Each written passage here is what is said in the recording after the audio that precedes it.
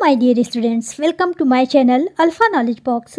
इस वीडियो में आज हम केंद्रीय विद्यालय के कक्षा 7 हिंदी के एक अर्धवार्षिक परीक्षा के क्वेश्चन पेपर को डिस्कस करने वाले हैं और ये वीडियो इस क्वेश्चन पेपर का पार्ट 2 वीडियो है। पार्ट 1 वीडियो में क्वेश्चन नंबर 1 से क्वेश्चन नंबर 5 तक डिस्कस किया था और इस वीडियो में क्वेश्चन नंबर 6 से क्वेश्चन नंबर 9 तक डिस्कस करेंगे। अगर अभी तक आपने पार्ट 1 वीडियो नहीं देखी है तो उसकी लिंक आपको इसी वीडियो के डिस्क्रिप्शन बॉक्स में मिल जाएगी या फिर चैनल के प्लेलिस्ट केवी हाफ ईयरली पेपर से आप इस वीडियो को देख सकते हैं। चलिए वीडियो को शुरू करते हैं खंडगा बसंत पाठ्य पुस्तक से। यहाँ पर प्रश्न आपकी पाठ्य पुस्तक से पूछे गए हैं। प्रश्न 6, किन्हीं 6 प्रश्नों के उत्तर दीजिए। यहाँ पर 8 प्रश्न हैं, इसमें से आपको 6 प्रश्नों के उत्तर देने हैं। पहला प्रश्न है, सिंधु और ब्रह्मपुत्र की क्या विशेषताएं बताई गई हैं। उत्तर आपके पास पहले से लिखा हुआ हो तो उसे देख लीजिए या फिर इस उत्तर को देखिए। सिंधु और ब्रह्मपुत्र की निम्नलिखित विशेषताएं हैं। पहली है, सिंधु और ब्रह्मपुत्र ये दोनों ही महानदी हैं।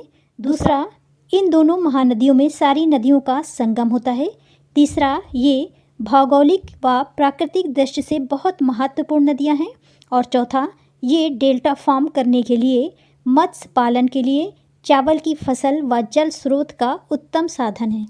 दूसरा प्रश्न है, पक्षी उन्मुक्त रहकर अपनी कौन कौन सी इच्छाएं पूरी करना चाहते हैं।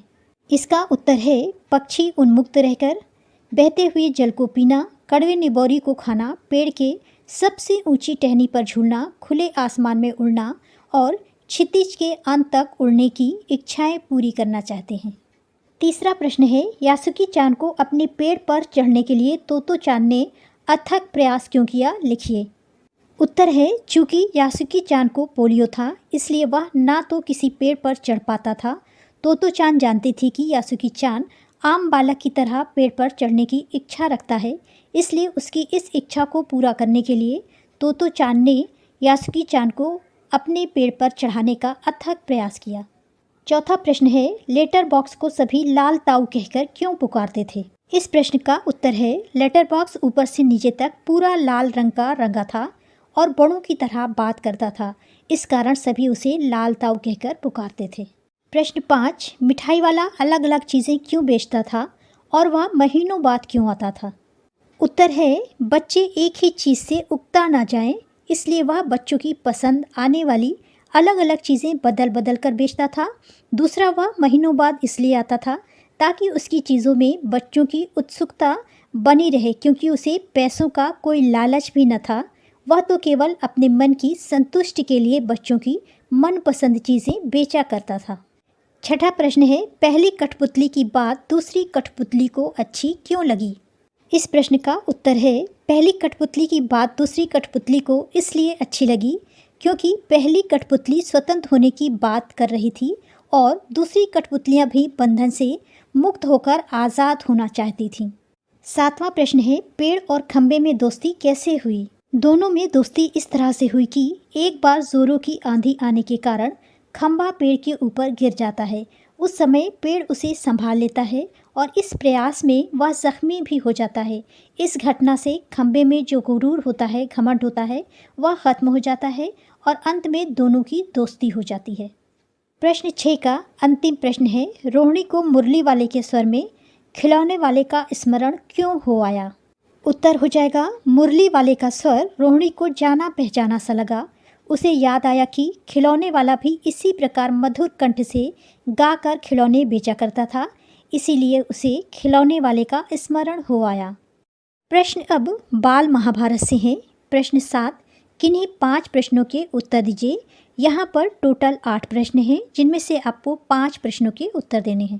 पहला प्रश्न है, गंगा के वियोग के उपरांत राजा शांतनु ने किसे अपनी पत्नी बनाया।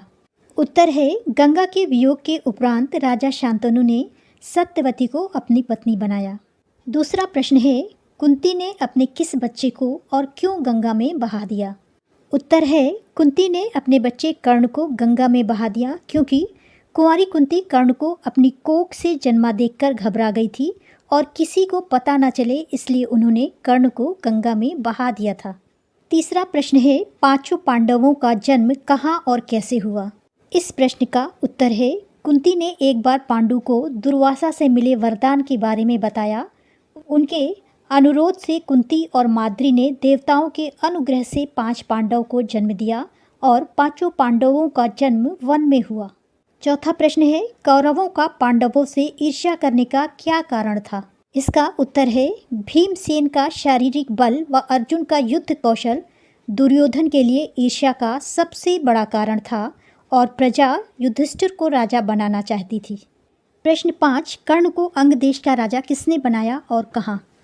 उत्तर है, कौरवों में सबसे ज्येष्ठ दुर्योधन ने कर्ण को अंग देश का राजा बनाया, जिससे वह अर्जुन से द्वंद्व युद्ध के योग्य हो जाए। प्रश्न 6, कर्ण की दानवीरता से प्रसन्न होकर इंद्र ने उन्हें क्या वरदान दिया? उत्तर है, इंद्रदेव ने कर्ण की दान धर्म या दानवीरता से प्रसन्न होकर उन्हें दिव्य शक्ति का वरदान दिया। 7वां प्रश्न है, राजसूय यज्ञ की सफलता में सबसे बड़ी बाधा क्या थी?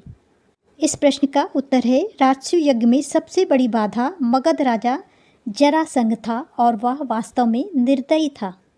प्रश्न 7 का अंतिम प्रश्न है, स्वयंवर की क्या शर्त थी? उत्तर है, स्वयंवर के लिए राजा द्रुपद की यह शर्त थी कि जो राजकुमार पानी में प्रतिबिंब देखकर उस वृहदाकार धनुष से तीर चलाकर ऊपर टंगी हुई मछली को गिरा देगा, उसी राजकुमार को द्रौपदी माला पहनाएगी। खंड घ, रचनात्मक लेखन। ये प्रश्न पत्र का अंतिम खंड है। प्रश्न 8, मेरा प्रिय खेल विषय पर एक अनुच्छेद लिखिए या खाली स्थान की पूर्ति करिए। सबसे पहले मेरा प्रिय खेल देख लेते हैं। मेरा प्रिय खेल में मैंने क्रिकेट के बारे में लिखा है। आपको जो भी खेल पसंद हो उसके बारे में लिखिएगा। मेरे प्रिय खेल यानी क्रिकेट के 3 फॉर्मेट लोकप्रिय हैं, जिसमें से पहला टेस्ट मैच है जो कि 5 दिवसीय होता है। इसमें 2 इनिंग्स प्रत्येक टीम को खेलने के लिए दी जाती हैं। इसके बाद 1 दिवसीय मैच होता है जो कि अधिक लोकप्रिय है। इसमें प्रत्येक टीम को 50 ओवर खेलने होते हैं। इसके अलावा T20 आज के समय में सबसे ज़्यादा लोकप्रिय है। इस फॉर्मेट में प्रत्येक टीम को 20 ओवर खेलने का अवसर दिया जाता है। आगे आप लिखेंगे, क्रिकेट में 2 टीम खेलती हैं और प्रत्येक टीम में 11 खिलाड़ी होते हैं। क्रिकेट की शुरुआत टॉस के साथ होती है। जो यह टॉस जीतता है उसे निर्धारित करने का अवसर दिया जाता है कि वह बल्लेबाजी करेगा या गेंदबाजी। जो टीम सबसे अधिक रन बनाती है उसे विजेता घोषित कर दिया जाता है। मेरा प्रिय खेल विश्व भर में पसंद किया जाता है। जब 2 देशों के मध्य मैच होता है तो इस दौरान हर कोई अपने देश के जीतने की कामना करता है। इस तरह से आप किसी भी खेल के बारे में लिखिए। प्रश्न 8 का दूसरा प्रश्न है, खाली स्थानों की पूर्ति करें। यहाँ पर कुछ शब्द दिए हुए हैं, आपको इन शब्दों को इन खाली स्थानों में भरना है। यहाँ पर मैंने इन सभी शब्दों को उनके सही खाली स्थानों पर भर दिया है, आप इन्हें देख लीजिएगा। प्रश्न 9, भाई के विवाह में सम्मिलित होने के लिए विद्यालय के प्राचार्य को अवकाश पत्र लिखें या फिर चाक और ब्लैक बोर्ड और कलम और कॉपी में से किसी एक पर संवाद लिखें। सबसे पहले प्रार्थना पत्र को देख लेते हैं। इसमें सबसे ऊपर आप लिखेंगे सेवा में। इसके बाद प्राचार्य या प्राचार्य जी, केंद्रीय विद्यालय, अपने शहर का नाम और केंद्रीय विद्यालय का नंबर, विषय बड़े भाई के विवाह में सम्मिलित होने के कारण अवकाश। इसके बाद आदरणीय महोदय या महोदया, सविनय प्रार्थना यह है कि मेरे बड़े भाई का विवाह 12 अक्टूबर को होना निश्चित हुआ है। बारात लुधियाना से अमृतसर जा रही है। यहाँ पे अपने शहर का नाम लिखेगा जहाँ से बारात जहाँ जा रही है। मेरा इसमें सम्मिलित होना आवश्यक है, इसलिए इन दिनों मैं स्कूल में उपस्थित नहीं हो सकता या सकती। आप मुझे 3 दिन 11 अक्टूबर से 13 अक्टूबर का अवकाश देने की कृपा करें। आपकी आज्ञाकारी शिष्य या आपका आज्ञाकारी शिष्य। निर्मल कौर की जगह अपना नाम लिखिए, अपना रोल नंबर, अपना कक्षा, अपना सेक्शन और दिनांक। प्रश्न 9 का दूसरा प्रश्न है, चाक और ब्लैक बोर्ड अथवा कलम और कॉपी में से किसी एक विषय पर संवाद लेखन करें। सबसे पहले चाक और ब्लैक बोर्ड को देखते हैं। चाक ब्लैक बोर्ड से कहता है, नमस्ते बोर्ड, आप कैसे हैं? ब्लैक बोर्ड कहता है, मैं अच्छा हूँ, आप कैसे हैं? चाक, मैं भी अच्छा हूँ, पर मेरा रंग इतना गोरा चिट्ठा है, मुझे तुम्हारे ऊपर चलना अच्छा नहीं लगता क्योंकि तुम बहुत काले हो। ब्लैक बोर्ड कहता है, मैं काला अवश्य हूँ, परंतु मेरे बिना तुम्हारी कोई कद्र नहीं है। चाक कहता है, यह ठीक है, तुम्हारे बिना मेरी कद्र नहीं है। कई बार अध्यापक मेरा प्रयोग बच्चों पर फेंकने के लिए करते हैं, मुझे अपने हाथों में कस कर पकड़ते हैं जिससे मेरा दम घुटने लगता है। तुम आज़ाद हो, तुम्हारा उपयोग कोई बेदर्दी से नहीं करता। ब्लैक बोर्ड कहता है नहीं, ऐसा नहीं है, तुम्हारे बिना मैं भी बेकार हूँ। यदि तुम नहीं होगी तो अध्यापक बच्चों को कैसे समझाएंगे। चाक बोलता है पर तुम्हें मेरी तरह घिसे जाने का दर्द तो नहीं है। ब्लैक बोर्ड, मेरी छाती पर शब्द लिखने से जो दर्द होता है वह तुम नहीं समझ सकते या सकती।